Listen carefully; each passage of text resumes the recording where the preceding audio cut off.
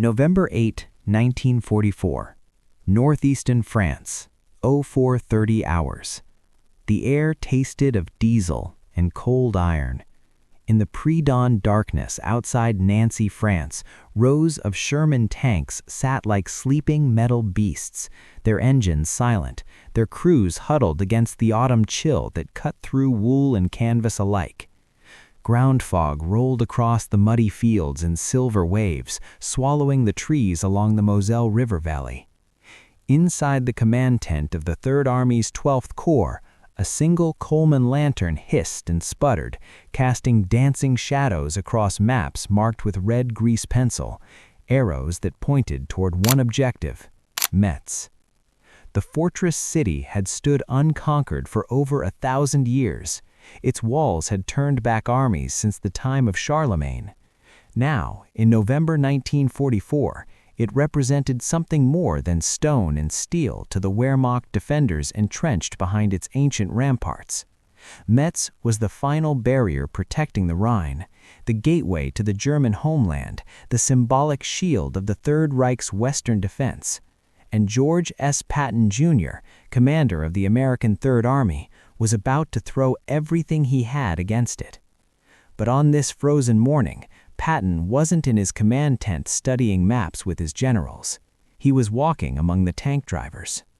The men saw him coming through the mist, tall, helmeted, that pearl-handled revolver gleaming at his hip even in the darkness. They snapped to attention beside their vehicles, but Patton waved them down. "As you were," he said, his voice carrying that strange mixture of aristocratic Boston accent and cavalry roughness. He moved from tank to tank, Sherman to Sherman, stopping at each one. And at each tank he leaned in close to the driver, close enough that the other crew members couldn't hear, and he whispered something. What he said in those whispered exchanges would not appear in official after-action reports. It would not be recorded in the meticulously documented archives of the Third Army. But the men who heard those words would carry them through the hell that waited beyond the fog, through the killing fields of Metz's fortified zone, through weeks of the most brutal urban warfare the Western Front had seen. And years later, when historians interviewed the survivors, when the old men gathered at reunion halls and spoke of Patton, they would remember not his famous speeches, not his profanity-laced addresses to divisions, but those quiet words spoken in the darkness before Metz.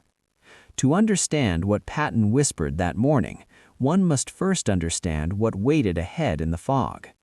Metz was not merely a city, it was an acropolis of military engineering, a fortress complex that had evolved over centuries into something unprecedented in modern warfare. The Germans called it Festungsgruppe Feste Metz, Fortress Group Metz, a ring of 43 interconnected forts surrounding the city like a crown of thorns. These were not medieval castles, they were 20th century fortifications designed by the German Empire before the First World War, reinforced with steel and concrete, armed with artillery that could range 15 miles in any direction. Fort Driant, Fort Jeanne d'Arc, Fort Verdun, each one a self-contained underground city with barracks, hospitals, ammunition magazines, and enough supplies to withstand months of siege. The German commander, Hermann Balck, understood the psychological weight of Metz's reputation. His troops, a mixture of hardened Wehrmacht veterans and desperate Volkssturm conscripts, had been told that the fortress was impregnable. In their briefings, German intelligence officers reminded them that Metz had never fallen to direct assault in its entire history. Not to the Holy Roman Empire, not to the French, not even to the German armies of 1870 who had starved it into submission after a 70-day siege. The message was clear: hold Metz and you hold the gateway to Germany. Break the Americans here and the offensive momentum of Patton's Third Army dies in the mud of Lorraine. The Germans expected the Americans to follow doctrine. They expected a methodical siege, artillery preparation lasting days or weeks, infantry probes to test the defenses, a grinding attrition campaign. They expected, in short, the kind of warfare that had characterized the Italian campaign, the hedgerow fighting in Normandy, the slow, painful advance through France that had taken the Allies 4 months to push from the beaches to the German border. But what they did not expect was what Patton whispered to his tank drivers that morning in November. The American tank driver in 1944 occupied a unique position in the machinery of war. He was not the gunner who fired the cannon, not the commander who directed the assault, not the loader or bow gunner who fed the weapon. The driver sat in the front left hull of the Sherman, encased in armor, peering through a narrow periscope, or, when buttoned up, through a small vision slit barely wider than a mailbox slot. His world was limited to what he could see through that tiny window and what he could feel through the controls, the tool sticks that steered the tank, the throttle, the gear shift, the vibration of 30 tons of steel around him. In training at Fort Knox or Fort Benning, American tank drivers learned the technical aspects of their craft. They learned to navigate by dead reckoning, to read terrain, to understand the mechanical temperament of the Continental R975 radial engine that powered the Sherman. They learned that their tank could reach 25 miles per hour on roads, maybe 15 cross-country if the ground was firm. They learned the weaknesses of their vehicle, the high silhouette that made it a target, the gasoline engine that made it a firebomb when penetrated, the thin frontal armor that could barely stop a German 75mm shell, let alone the 88mm guns that had destroyed so many Shermans in Normandy. But what training could not teach them was what Patton understood instinctively from his decades of cavalry service, from his study of military history, from his almost mystical belief in offensive momentum, that the driver was not merely the operator of a machine, but the living embodiment of American mobility doctrine, that in the driver's hands rested not just the mechanical controls of a tank, but the tempo of the entire offensive. Patton believed, no, Patton knew, that battles were won not by superior armor or bigger guns, but by speed, by violence of action, by the psychological shock of an enemy who expected one thing and received something entirely different. He had proven it in Sicily, where his tanks raced across the island while Montgomery's British forces ground forward methodically. He had proven it again in the breakout from Normandy, where his Third Army covered ground faster than German commanders believed possible, capturing territory so quickly that supply lines couldn't keep pace. Now, facing Metz, Patton intended to prove it again, but this time the method would be different, because Metz could not be outflanked. The Moselle River protected its northern approach, the Nied River the south. Metz could not be bypassed. Hitler himself had ordered it held to the last man, and attacking forces that left it in their rear would be cut off and destroyed. Metz, according to all conventional military wisdom, had to be reduced by siege. Patton was about to teach the Wehrmacht a new definition of siege warfare. In the darkness before dawn on November 8th, as Patton moved among the tanks, he carried with him a piece of paper. On it were written the names of every tank driver in the lead assault companies, Alpha Company, Bravo Company, Charlie Company of the 735th Tank Battalion supporting the 5th Infantry Division. Patton had requested those names personally. He had studied them, memorized them. When he approached each tank, he knew the man's name before asking. "Driver Kowalski," he said to a young man from Pittsburgh, barely 20 years old, who stood by his Sherman with frost forming on his field jacket. "You're from the Steel City, aren't you?" "Yes, sir," Kowalski replied, surprised that Patton knew. Patton leaned in close. The other crew members, the commander, the gunner, the loader, stood several feet away, giving their general space. What Patton whispered was for the driver alone. "When you cross that line of departure in 2 hours," Patton said, his voice low and intense, "I want you to drive like you're on the Pennsylvania Turnpike and you're late for your own wedding. Do you understand me?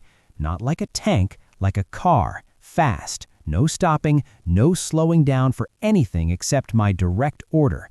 The infantry will follow you, the artillery will support you, but you set the tempo. You drive so fast that the Germans don't have time to think, don't have time to aim, don't have time to do anything except watch you disappear in their rearview mirror."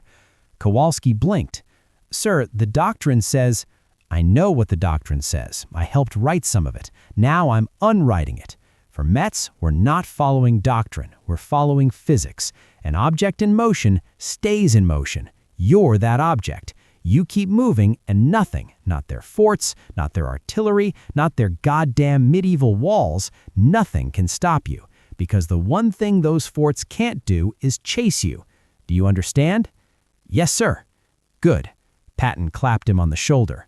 Remember this, the Germans expect us to play their game, to sit back and shell them for weeks, then send infantry to probe their defenses, then slowly grind them down. That's what they want. That's what they're prepared for. But you're going to drive right past their prepared positions before they realize you're not playing by their rules. Speed is armor. Momentum is ammunition. You give me both, and I'll give you Metz. He moved to the next tank, driver Hernandez from Los Angeles, then driver O'Brien from Boston, driver Washington from Alabama, driver Schmidt from Milwaukee. At each tank, the same ritual, the quiet approach, the personal recognition, the whispered instruction, and always the same core message delivered with variations tailored to each man. Drive fast, don't stop. Speed is survival. What Patton was describing was not recklessness, it was the application of a principle he had learned from his study of cavalry tactics, refined through his experience commanding armored divisions, and perfected into something that would later be analyzed in staff colleges as Patton's indirect approach to fortress reduction. The concept was simple in theory, revolutionary in practice. If you cannot go through a fortress, go around it so fast that the fortress becomes irrelevant. But Metz could not be gone around, not strategically, so Patton invented a new definition of around. His tanks would not assault the forts directly. They would bypass them at the tactical level, racing between the strongpoints before the German artillery observers could coordinate fire, pushing deep into the fortress complex faster than defensive communications could track them. The forts would still be there, still dangerous, but they would be isolated, their fields of fire masked by the speed of the American advance, their garrison troops suddenly defending positions that were behind American lines instead of in front of them. It was a gamble. If the tanks were stopped, if they bogged down in the muddy terrain, if the German defenders reacted quickly enough to coordinate their fortress artillery, the American armor would be caught in a killing zone where every gun in the Metz fortress complex could concentrate fire.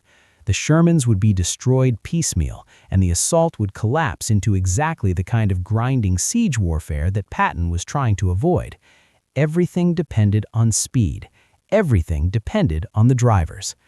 The historical record shows that Patton visited approximately 40 tanks that morning, 40 conversations, 40 whispered instructions, but the content of those whispers varied because Patton understood that not all men are motivated by the same words. To some drivers, he spoke of duty and honor, to others of home and family, to a few he spoke with brutal honesty about survival. "You want to live through this?" he whispered to driver Anderson, a farm boy from Iowa who had already survived Normandy and the Falaise Gap.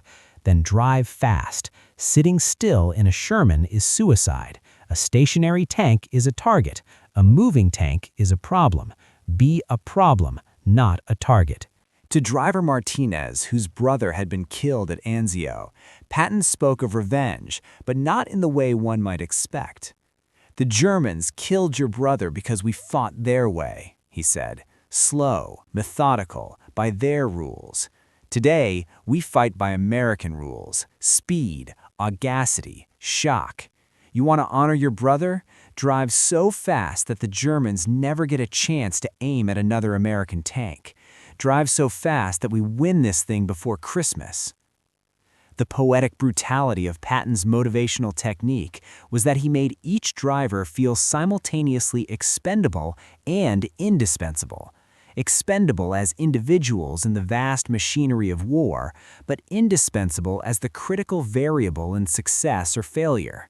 Each man behind the controls of a Sherman that morning understood that his personal decision to drive fast or slow, to hesitate or commit, would ripple through the entire assault. At 0600 hours, the artillery began. Not the sustained bombardment of traditional siege warfare, but a sharp, violent preparation lasting exactly 20 minutes.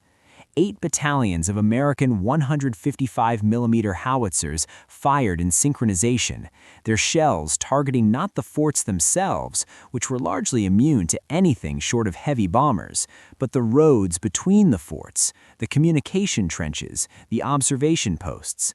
The objective was not destruction, but disruption, to blind the German artillery observers, to cut telephone lines, to create enough chaos and smoke that the American armor could cross the line of departure before the fortress defenders fully understood what was happening.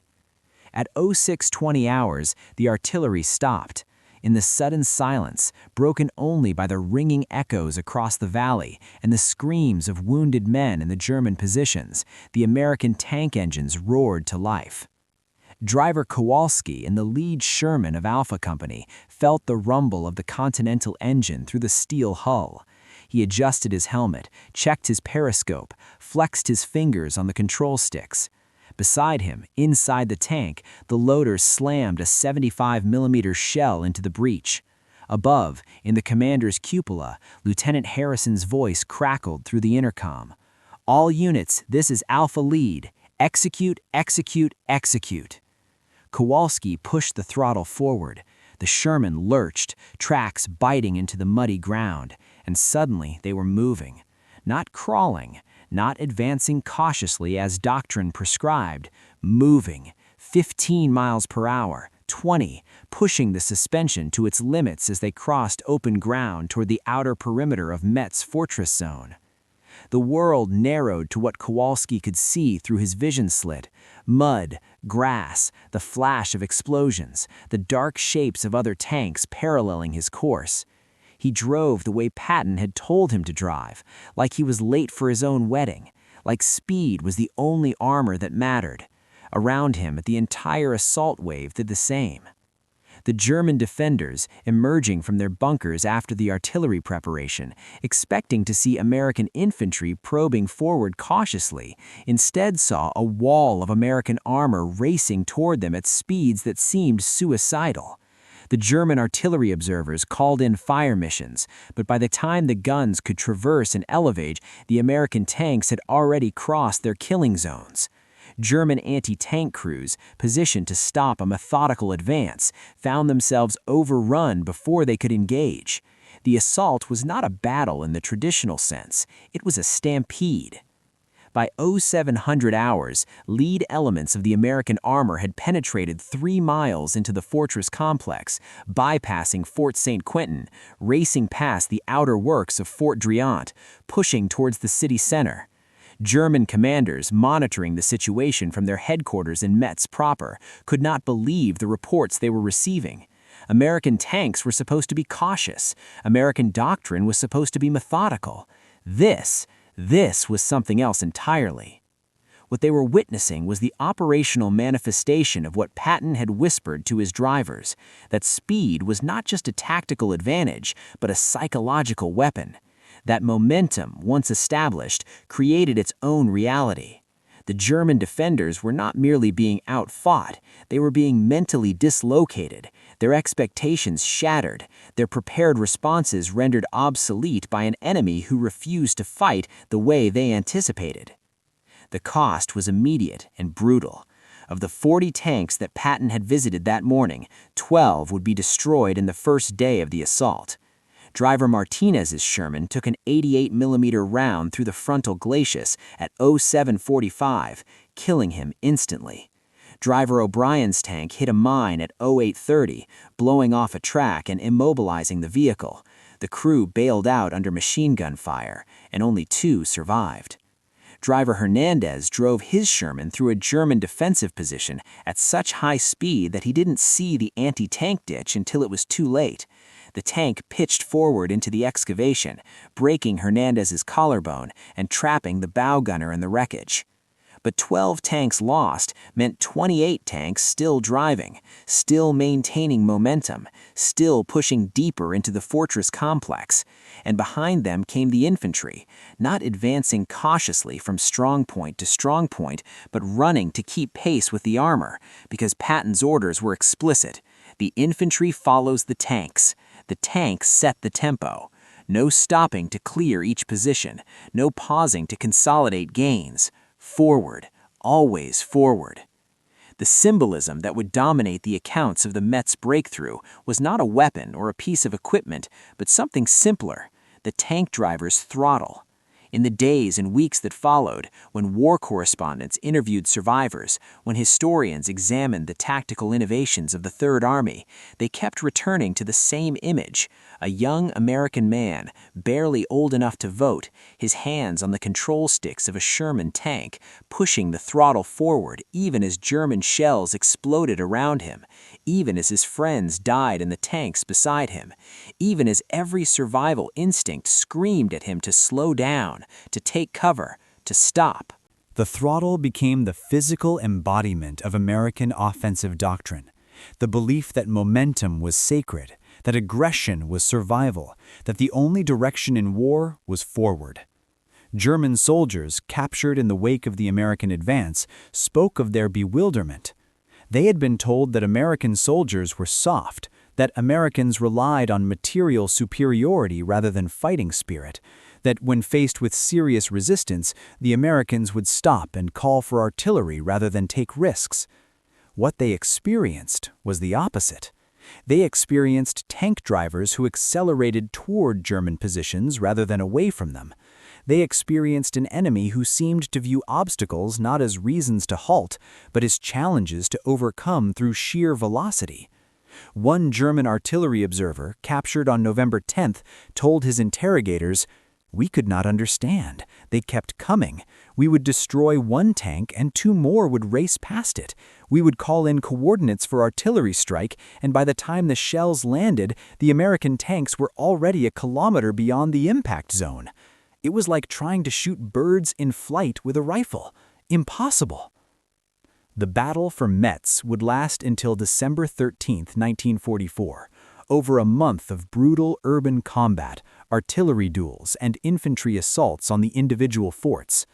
But the outcome was decided in those first 72 hours, when Patton's tank drivers broke through the fortress perimeter and raced into the city center, shattering the psychological foundation of the German defense.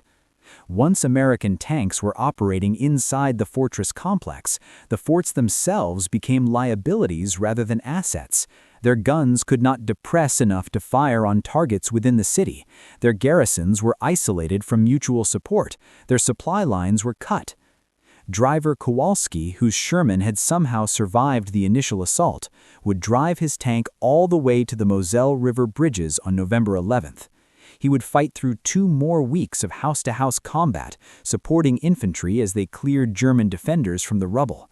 He would eventually be awarded the Silver Star for his actions during the breakthrough, though he never felt he had done anything extraordinary. "I just drove," he said in a 1983 interview for the Veterans History Project. "General Patton told me to drive fast, so I drove fast. That's all there was to it." But that was not all there was to it. What Kowalski and the other tank drivers had done was validate Patton's fundamental insight about modern warfare, that in an age of mechanization, the tempo of operations had become as important as firepower or protection. The Germans had built Metz to withstand sieges conducted at the pace of World War I, where advances were measured in yards per day, where artillery dominated the battlefield, where fortifications determined the shape of battle. Patton had attacked at the pace of World War II, where advances were measured in miles per hour, where mobility trumped static defense, where the fortress became a cage for its own defenders. The transformation in German military thought that resulted from the fall of Metz was profound. Hitler, informed of the city's fall, raged at his generals for failing to hold what he had declared an imperishable fortress. But German field commanders drew a different lesson. They understood that the age of the fortress, at least in the form that Metz represented, was over. Not because fortifications had become technically obsolete, but because an enemy willing to accept casualties in exchange for speed could render even the strongest fortress irrelevant by simply refusing to fight the defensive battle on the fortress's terms. American military planners studied Metz as a vindication of their pre-war mobile warfare doctrine. The official Army history, published in 1952, noted that the breakthrough at Metz demonstrated the validity of employing armor in mass at high speed to achieve penetration of fortified zones previously thought to require prolonged siege operations. But that clinical language missed the human element, the fact that Patton's innovation was not merely tactical or technical, but psychological. He had understood that the greatest obstacle to his tankers' success was not German fortifications, but their own fear and hesitation. By whispering to them individually, by making each driver understand his personal role in the collective success, by framing speed as survival rather than recklessness, Patton had transformed 40 young Americans into a spearhead that shattered a 1,000-year-old fortress in less than a week. In the years after the war, as Patton's legend grew, fueled by his controversial statements, his dramatic death in December 1945, and the eventual Hollywood depiction of his life, the story of what he whispered to his drivers at Metz became part of the mythological canon of American military history. Veterans would retell it at reunions, each version slightly different, but all capturing the essential truth that Patton had seen them not as cogs in a machine, but as individual warriors whose personal courage and skill would determine victory or defeat. The epilogue to the story came decades later at a 1987 ceremony dedicating a memorial to the Third Army at the site of the Metz breakthrough. Driver Kowalski, by then an old man of 63, stood with a handful of other surviving tankers from the 735th Battalion. A French military historian, speaking at the ceremony, described the fall of Metz as the moment when medieval military architecture finally died, killed not by artillery or aerial bombardment, but by the internal combustion engine and the audacity of American tank commanders. Kowalski listened to the speech, then turned to one of the other veterans. "He's got it wrong," Kowalski said quietly. "What do you mean?" his comrade asked. "It wasn't the engine that killed those forts," Kowalski replied. "It was Patton understanding that if you tell a scared kid from Pittsburgh that his survival depends on driving fast instead of slow, that kid will drive fast. He understood us better than we understood ourselves." That understanding, that human insight, was Patton's true innovation at Metz. He had recognized that warfare in the industrial age was still fundamentally human, that for all the technology, all the steel and firepower, victory ultimately depended on individual men making split-second decisions under conditions of extreme stress. And he had figured out how to weaponize the American character, the individualism, the mechanical aptitude, the cultural bias toward action over contemplation, the democratic belief that one man could make a difference. What Patton whispered to his drivers before Metz was not a secret tactic or a technical instruction. It was permission. Permission to trust their own judgment, to disregard doctrine when necessary, to drive as fast as their courage would allow. Permission to be, for a few terrible hours, the tip of the spear that would break a fortress that had stood for a millennium. And they had done it, not because they were fearless, many of them were terrified, not because they were invincible, 12 died in the first day alone, but because one general had understood that the whispered word, delivered personally in the darkness before battle, could transform fear into momentum, hesitation into aggression, and 40 individual tank drivers into an unstoppable force. The ruins of Metz's forts still stand today, preserved as historical monuments. Tourists walk through Fort Driant, examining the German artillery pieces still mounted on their rusting rails, reading plaques that describe the fortress's 1,000-year history. But the plaques rarely mention what happened in November 1944. They rarely capture the truth that the fall of Metz represented, that all the concrete and steel in the world cannot stop an idea whose time has come, and that the idea Patton whispered to his drivers, that speed equals survival, that momentum is sacred, that the throttle pushed forward is mightier than the fortress wall, was more powerful than any fortification human hands could build. In the end, Metz fell not to siege engines or heavy bombers, but to 40 Americans in Sherman tanks who drove fast because one general told them in the darkness before dawn that their speed was the key to victory.